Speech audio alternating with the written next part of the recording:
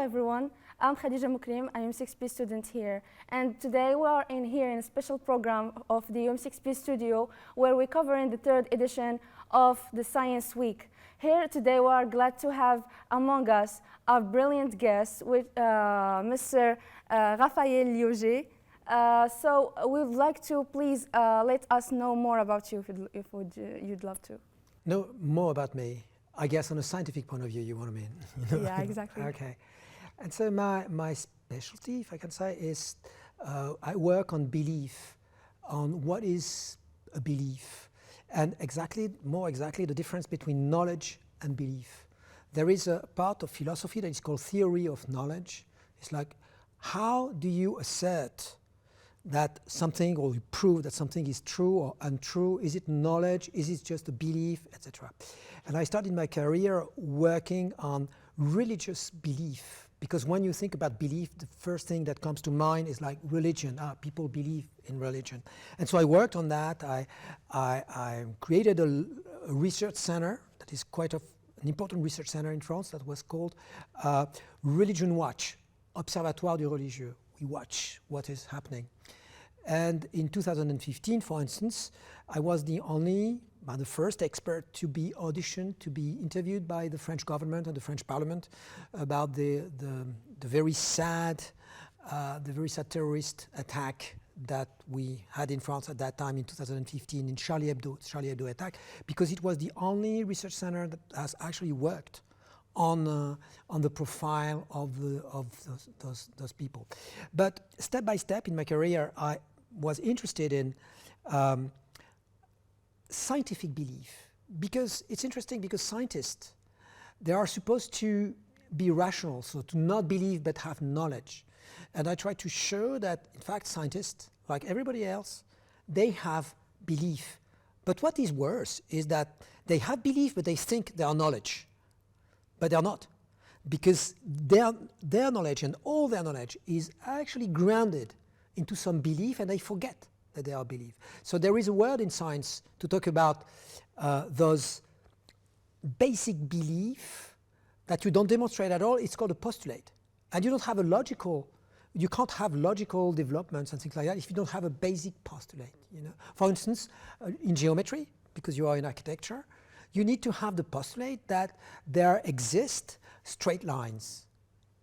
And so the entire geometry has worked on straight lines to see it. But we know now that straight lines actually don't exist. And even if you try to make a straight line, it's not really a straight line. It looks like a straight line, but if you go further, you can see that it's not a straight line. Like when you are on the ground, on the earth, it seems like it's flat. But we know if we have another picture, a general picture, that is not flat. So I'm working in this kind of things to see how people that are supposed to be religious, they have belief, but sometimes their belief is knowledge. And people that are supposed to not have any belief and just knowledge, sometimes they have belief and it's not knowledge. And I'm working on this kind of things. That's what I'm doing. Exactly. So during this fruitful research, I think, what is your opinion maybe about the study, how like the study of complexity may evolve in the future and impact the innovation and the scientific research? I think the main focus has to be about interdependence, and to understand what is interdependence. That when you do something, you think you do it on your own here, but it has an impact all over the world. But in the same time, to think that it's never definite, you can always go out of it. If we have that in mind, we are able to do things. But if we enter in one of the extreme I talked earlier, that means we are going to, in the wall, as we say in French, dans le mur, we are going to explode ourselves in the wall. So I think it could be of great help to understand complexity as with I would say like a sister or a brother concept, that is the concept of systemic. Things are always a system.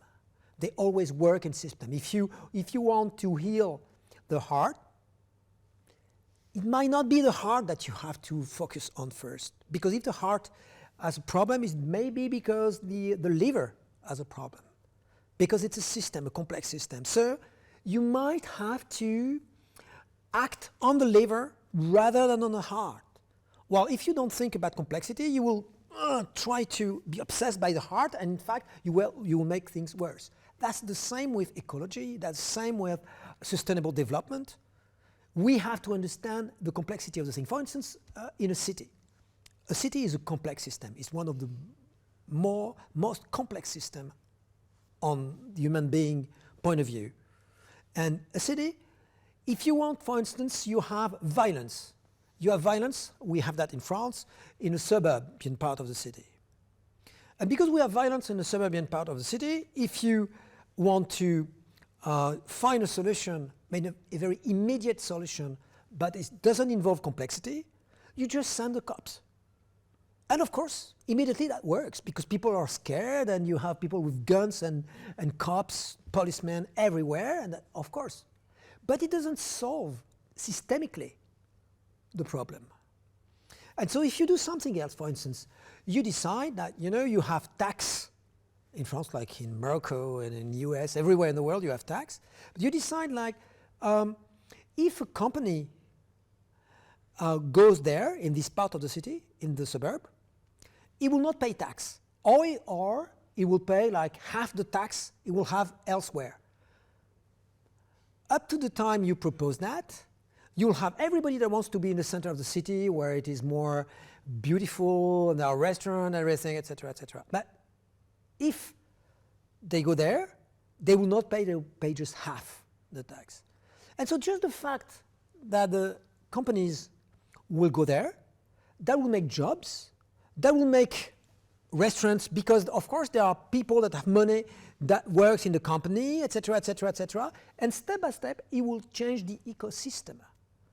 Not change like focusing, but change the ecosystem by doing something that obviously seems weird, is not a direct action on the suburb, but just the fact that you do that, you change the entire system.